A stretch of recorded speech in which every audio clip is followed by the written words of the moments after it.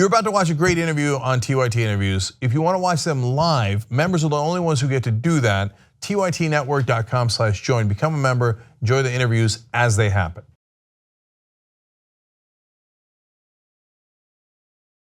Hi guys, welcome to TYT. I'm really excited to be talking today to Alison Hartson, who is a candidate in the California Democratic primary, and she is running against a couple of people, including Dianne Feinstein, who is seeking a 6th term in the Senate. So thank you so much for joining us.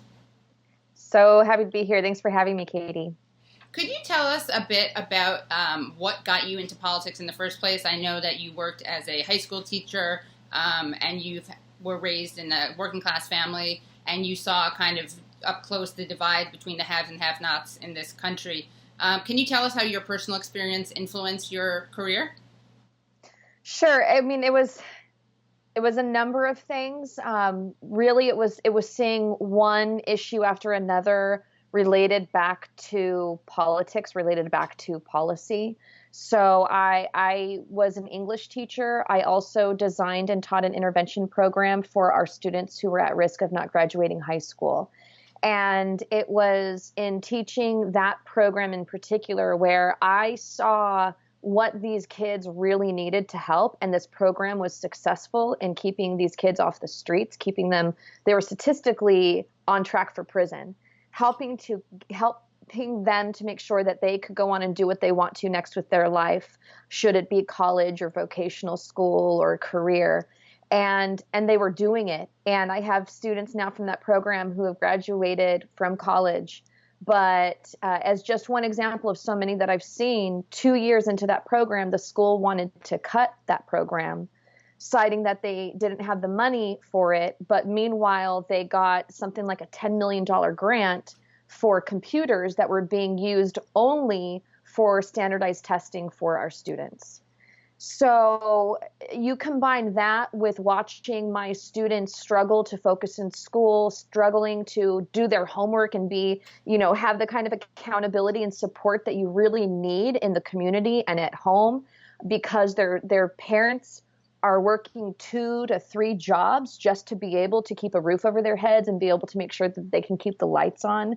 And so many things that I see that our communities need, from a living wage to Medicare-for-All, to a strong public education system from preschool through college. And instead, we're spending our money on senseless wars. We are spending our tax dollars on bailing out big banks, on bailing out big corporations every single year with the subsidies that we give them, not holding them accountable for paying their taxes. The list goes on. And I saw and lived how this affects us directly in our communities. And when I stepped back at some point and said, what can we actually do about this? And you see that the protests aren't enough. They are helpful and we need to keep them up. But what we have to be doing is understanding how policy really drives these issues and help our working class communities to understand how it does come back to legislation. And once you see how every single issue we are fighting for does come back to legislation, it becomes a no-brainer that we either have to run for office or we have to get a lot more politically active. And what about your own experiences? So those are the issues you saw with the students you taught and how the school system is run. What about your own issues growing up and your family and health insurance? And I know that you had some issues with that in your family, people struggling with medical issues, and you saw kind of firsthand the dangers of our privatized healthcare system.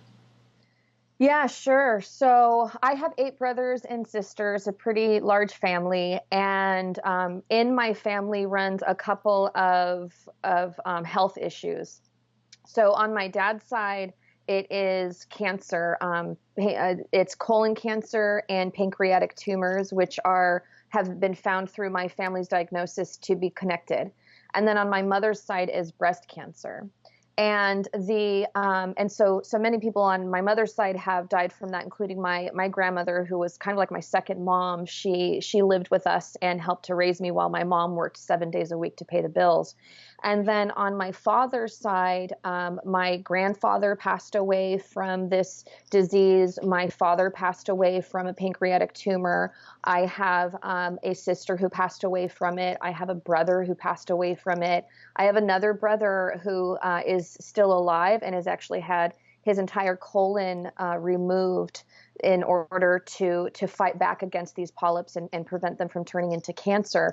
And all of this, of course, requires medical treatment. And it requires insurance if we're going to be able to get that treatment. But because this runs in my family, that means that there are pre-existing conditions. Right. And so my brother, who when my father passed away, my brother was 15 years old and I was 20.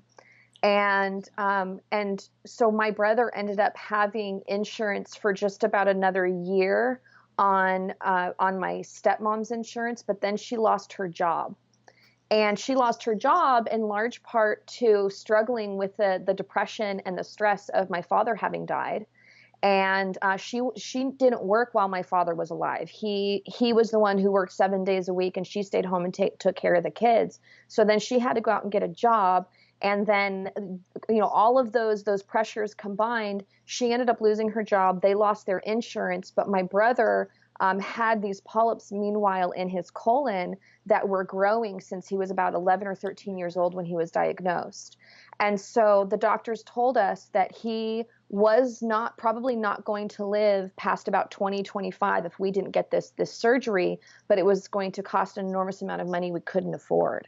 And so what we had to do to get him that was pretty terrific, actually. And I wrote about this. People can find out a bit more of the details by going to my website and looking at my some of the stuff that I've written. But anyways, we ended up getting him the surgery that he needed, and we had to move mountains to make it happen, which drove my stepmom and others even further into economic stress. And she ended up being homeless for a little while as a result of all of this compounding. And then my brother ended up having a son, a beautiful boy, and he has the same condition. But it is because now of Obamacare and addressing the pre-existing conditions that he is able to get medical care. So this, I know personally, like, how incredibly important Medicare-for-All is for all of our families. But we have to also expand Medicare too. So we're going to have to make sure that it is more comprehensive once we make it available make sure that everybody has it. We have a lot of work to do there, but we need to do it much sooner than later, because even with the Affordable Care Act, my brother still can't afford it for him and his son. And I have another sister who doesn't qualify either, who can't get on the ACA or who can't even afford it, and also doesn't qualify for it. Right. So we know that the ACA, it helped so many people, millions of people, but there's still millions of people left off. So we have a lot of work to do in that regard. Right. But I'm passionate fighting for this. Yeah, and it seems like that's an issue that really attracts support on a bipartisan level. People have political differences. They may believe in different things in terms of taxes or social issues. But I think a lot of people get that you shouldn't, in this country, especially where we have so much medical research, so much technology, that it's really unnecessary to die from lack of treatment. Yeah. It's mind-boggling when you think about it, right? It is. It's like being stuck in the Middle Ages. Yeah. You have to be rich in order to be able to have medical treatment that it can help you to completely avoid death. But the other thing too is quality of life. Right. So there are some people who might get medical treatment, but they don't get quality medical treatment like people who are wealthy do. And so we have to address that as well. So you mean the gap between just in actual quality of treatment? Oh yeah, absolutely. I mean, it's proven, that those who have more money will live longer because of the access to treatment that they have, even if it's just it's just like the daily medicine or pills that they take. So I have a sister who lives in poverty in West Virginia, is where she is, and she has access to some medical care, but it is so minimal, and it costs her so much money that she doesn't have just to go because she's having pains. And right now I'm very, very concerned about her health, but she doesn't want to go to the doctor because she's afraid of what they're going to say. And how do you live with being diagnosed with something that is really, really scary, but being told you have to have a certain amount of money in order to treat it? And that just compounds the stress. Yeah. And so you just don't go to the doctor. And then the more you don't go to the doctor, the worse your situation gets. That's what my dad did. That's what my brother who died did. That's what my sister's doing right now. And so, I mean, she has problems with like dental problems with her teeth. She has, and a lot of this comes back to as well, like, how the kind of food that we eat. Mm-hmm. If we don't have access to as good of food as well, because we don't have money to buy healthier food. Yeah. It over the years, that weighs down on your teeth. It weighs down on your gums. It weighs down on your insides. I mean, we could go on and on and on. Yeah. We could go on and on about how it decreases the quality of your life. Yeah. And so that's what this healthcare is also about. Did you have a eureka moment when you knew you wanted to enter into politics? Was it a gradual thing? Well, it was a gradual thing. So when I first got and started in politics, I signed up to volunteer with every single Get Money Out group that I possibly could. And it was really what I wanted to do was find out what are our options for correcting this mess that we've gotten ourselves in. And so I just had the intention of signing up to volunteer, go to these meetings and just sit back like a fly on the wall and just listen and learn from the people who've been doing this for a long time. And so as I was learning more and getting involved, I was really frustrated with the fact that I didn't feel like any of the groups had a final solution to actually fixing these problems. And that's what led me to eventually continue my research and find Wolfpack. So it was through this whole kind of journey that I was learning about the political process and about policy and how all of these things tied together to these issues. But as far as running for office, honestly, it's not something that I have personally desired to do. I don't know that, anybody would really want to, any sane person would really want to actually get involved in the corruption that we are fighting, to actually go and sit there and do that and be surrounded by that day in and day out.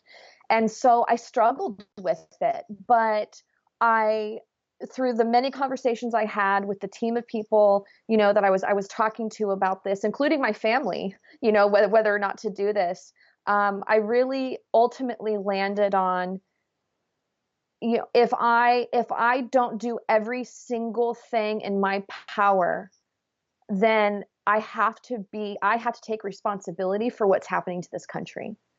And I know that at the end of my life, I will regret the things that I didn't do, not the things that I did. And this is so incredibly important for other people's lives that it was not a decision I took lightly, and it wasn't, and I entered into it saying, I do everything in my life, once I say yes to something, that's it. I go in head first.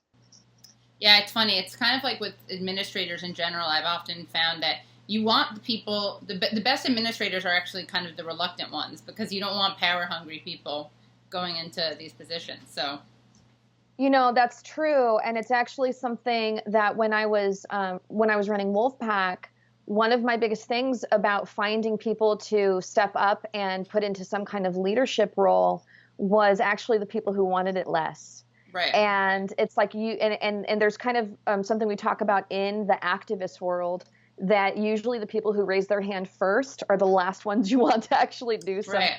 thing. That's funny, yeah. And not because they won't be good or don't have good intentions, but it's usually they just have a different agenda. Mm-hmm. And so what ends up happening is when it doesn't work for them, when things get tough, and they always will, they're less likely to be able to withstand the challenge. Right, because if they're not in it for their issues reasons, but maybe they have some ulterior motives. I mean, there's a combination. No one's 100% right, one thing or the other, but and when it comes to specifically our government, by not having people in there for the right reasons, they're more susceptible to be corrupted by the power. Power, yeah. Exactly. So what is the difference between you and Dianne Feinstein? I mean, you guys are in California. She's a Democrat. Why do we need someone else running? She's a liberal, right? She's open-minded. She was friends with Harvey Milk. I'm playing devil's advocate. Right. No disrespect to Harvey Milk. Great. Oh yeah. Organizer, politician. Yeah. Well, Dianne Feinstein is the epitome of the corruption that we are fighting in our government. She has, throughout the years, taken money from PACs, from dark money interest groups, from corporations. You can look at her contributions from the defense industry and her vote for war, including the Iraq War. Look at her donations from AT&T and the telecom industry as a whole, and her vote for the Patriot Act every single time, granting permission for warrantless wiretapping on us citizens. So it really is the epitome of so much of what I've been doing to fight to get big money out of politics. But also there's kind of this class warfare going on, that this kind of battle, so to speak, of like me and Dianne Feinstein. It really is like the people versus the machine, the working class versus the elite, who are just not capable of understanding our daily lives, what we go through. The struggle to have to decide, as I watched my family have to decide as I was growing up, to have to decide between if you're going to pay for medicine or go to the doctor, or if instead you're going to make your husband dinner. Like, I saw my parents have to struggle with that decision, or if you're going to put gas in the car, or if you're going to pay the electricity bill. Like, which one is more important to you that week? And you're paying your bills weekly, just trying to figure out what you got day by day, week by week, let alone monthly. And so, not being able to relate to us, lacking that empathy as a corporate class, wealthy elite person, how on earth are they making decisions that govern our lives? I just don't even think it's possible. So we have to get into office, but we're going to have to do a lot to restructure the way our campaigns work, so more people from the working class can run for office and win. And we're going to be able to do that by replacing privately funded elections with publicly funded elections, which is one of my biggest goals. Right.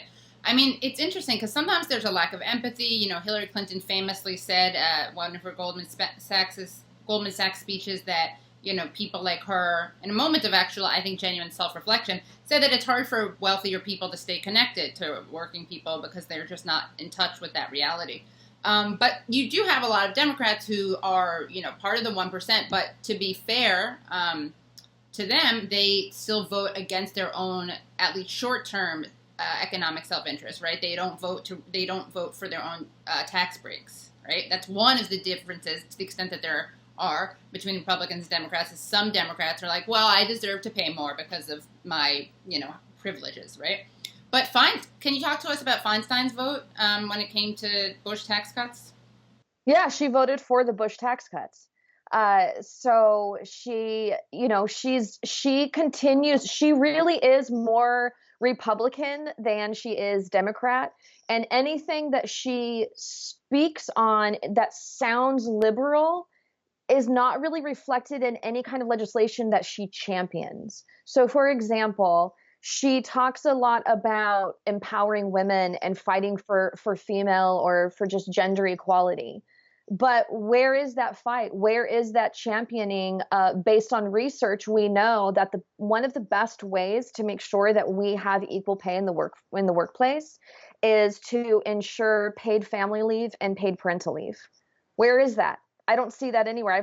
I don't see her fighting for that. She is, people often talk about what a champion she is of gun reform. But the research shows that the actual number one way to lower death by gun is to close loopholes on background checks, which is supported by over 90% of people. But what the legislation she continues to introduce is to ban bump stocks and assault weapons. And so these are important policies, but if we're serious about looking at the root cause of a particular issue so that it can actually be solved, we have to look at evidence-based research, and the research shows that it's closing loopholes on background checks. But instead, jumping on the political bandwagon to be talking about bump stocks and assault weapons, which again, I agree with, we need to look at those AR-15s, right? This gun has been consistently used for these mass shootings. So we need to address that. But we also need to be fighting hard to close loopholes on background checks. She's not doing that. And then when it comes to Medicare-for-All, I mean, just last year, she was repeating a Republican talking point that it's a government takeover. We know that's not true. What we're talking about is insurance. What we're talking about is single payer to make sure that we can actually make it easier to run insurance and provide that health care. And how much money that's going to save us. But here she is, copy-paste talking points from Fox News. With Democrats like these. Yeah, immigration. She is on record talking about how conflating illegal. I use quotes because we could talk about what's really legal, right? But she conflates illegal immigrants with criminals. Who do we keep hearing say that? I wonder who does that. Yeah, especially right. Donald Trump. Isn't that like one of his biggest negatives? Minuses. One of the things we hate about him. Yeah. She's on video talking about how we need to clamp down on immigration in order to address criminals coming across our borders. I think we can enforce our borders. I think we should enforce our borders. To have a situation where 40% of the babies born on Medicaid in California today are born of illegal immigrants creates a very real problem for the state, which is in deficit. Look, of course you can enforce the borders. Let me finish. I agree. To have 17% of our prison population at a cost of $300 million a year be illegal immigrants who come here and commit felonies. That's not what this nation is all about. She just comes overall from kind of a bygone law and order era. Yeah. and Freudian and slip, a very era. Yeah. Mistaken era, yeah.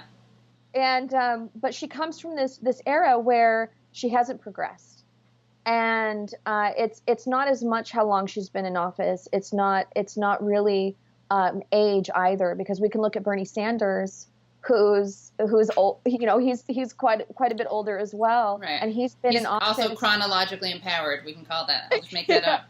There you go. I like it. And he's been in office to some degree for a really long time, as she has. But he's been on the right side of the issues for decades. Really crazy. And he continues to read and learn and evolve and become even more progressive. And so if we just look at the ideas, if we just look at the voting record, if we just stick to the policy, she is more of a Republican than anything else. And so we are significantly different on, I would say, every issue. Right. And what about her fundraising and your fundraising? Are they at all different? Just a skosh. So the average race for the U.S. Senate is $10 million here in California. She has $15 million right now just for the primary. And $5 million of it she donated to herself. She believes in herself.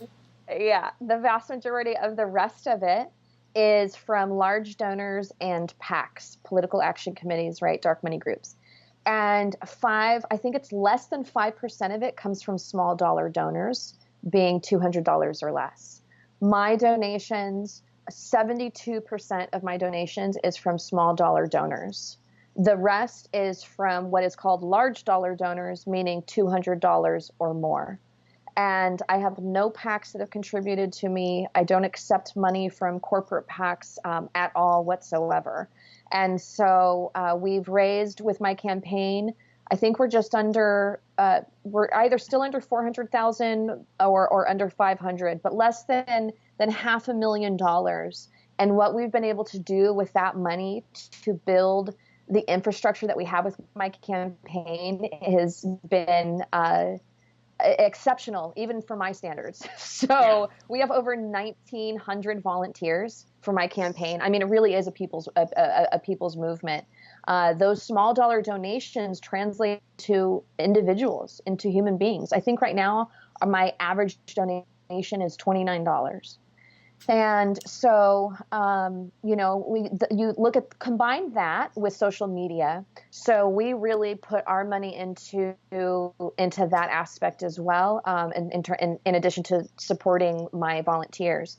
And on social media, I am outdoing every single candidate in this race 6 to 8 times every single week, meaning more people coming to my pages, liking them, sharing them, commenting on them, engagement. And again, that translates to real human beings throughout the state who are engaged in this campaign.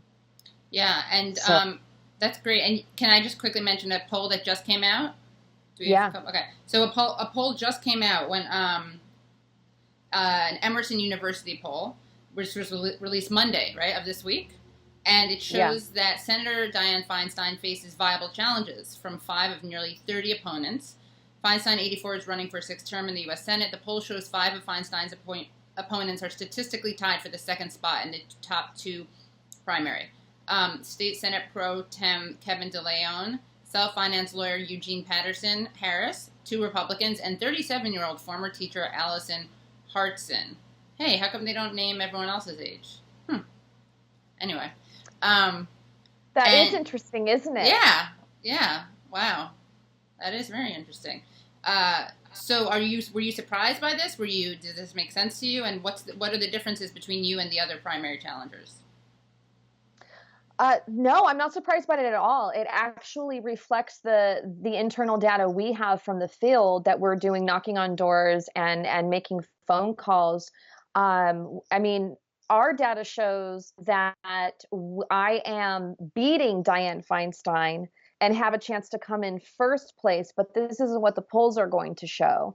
The challenge there, of course, is making sure that can translate into numbers and being able to reach enough people around the state. But our data, again, it's showing that within 30 seconds, we are able to change somebody's mind because all they have to do is hear. I mean, we have a winning message, right? Like making sure that we fight corruption and bring integrity back to our political process and really focus on policies that are in the best interest of people and not concerning party. And so that's easy. That's a no-brainer for people, but they just have to hear about the campaign. So with considering that not as many people are going to, of course, be able to hear about the campaign as like Dianne Feinstein can reach because she's an incumbent and she has the corporate media covering her, then accounting for that, the fact that I am statistically tied for 2nd place is not shocking to us at all, but it's definitely encouraging. Not all of the polls include me. That every poll has its own way of running whatever metrics they do. It's been very interesting to see how this works. But the polls that have included me, I've been statistically tied in almost every single one of them. Wow, that's interesting because even this one makes it just about, like, it doesn't even talk about you versus Feinstein. It's more about you and the other opponents. And as far as them, I guess I didn't answer that part of the question is, compared to the other opponents, I'm the only one that is not taking money from corporations or PACs or self-funded. All of them are one of those. You and your purity politics, right? As I would say. Yeah, right. And so what happens between now and the day of the election, and what can people do to support you or find out more about you? So the best way that people can help is to go to my website, AlisonHartson.com. It's ALISONHARTSON, and sign up to volunteer. Our team will get in touch with them immediately. They can also just go onto my website and actually schedule an event where they host an event themselves to go out and canvass and knock on doors. If you've never done it before, we train you how to do it from the very beginning. It's such great experience too, if you've ever wanted to know what it's like to be part of a campaign. If you can't canvass, we can phone bank. You can phone bank from your house. Again, no experience necessary. We give you all the tools that you need, and that's what we'll be basically doing. We've got some other fun projects in store as well. So best thing is to just go to my website, sign up, make sure you're following me on Facebook and Twitter and Instagram, and sharing, getting the word out in your sleep if you can. But not while on Ambien, or if on Ambien, don't be racist while you're doing it. Yeah, we're at equal opportunity. What can you just remind people of your handles on social media? Just once more? It's the same handle everywhere. Hartson, 4CA. 4 is spelled out FOR. Okay, so HARTSONFORCA. That's right. Great. Thank you so much, Katie. Alison Hartson. Thank you. Thanks a lot. Okay, bye. Bye. If you like the interview that you just watched, I got great news for you. If you become a Young Turks member, you can watch them live as they happen. Only the members get that. You also get Young Turks live. You also get Aggressive Progressive live and Old School live. Everything is available for the members and commercial free. TYTnetwork.com/join.